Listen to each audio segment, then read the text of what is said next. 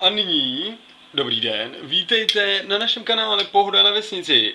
Pokouřeníčko, pohoníčko a taky super muzika. Podíváme se na nový seriál, který se jmenuje Němá a blbý. Takže pojďme na to.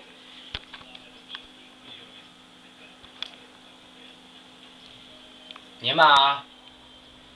Mluv. No tak nemá. Musíš mluvit. Nemá.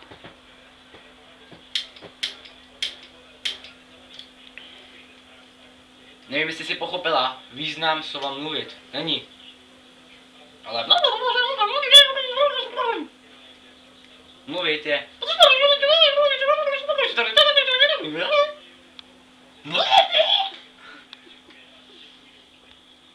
No.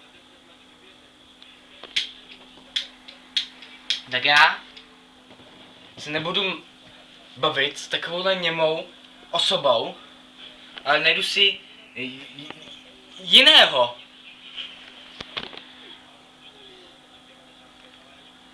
S kým bych mohl mluvit. Jo.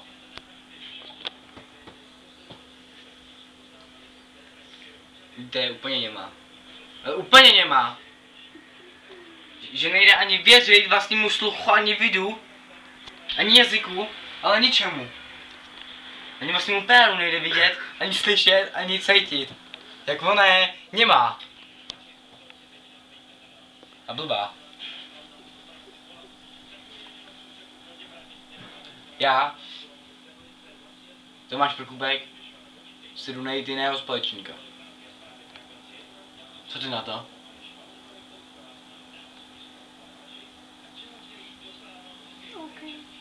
Ona promluvila! Ona promluvila!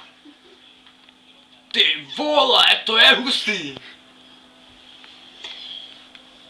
Ona promluvila! Řekni ještě něco, řekni ještě něco! Ona promluvila! Viděl jste to, ona promluvila! Jaké byly okurky dneska v trafice?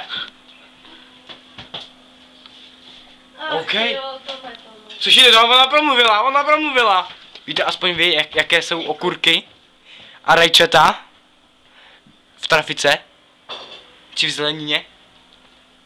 Tak kousnutí.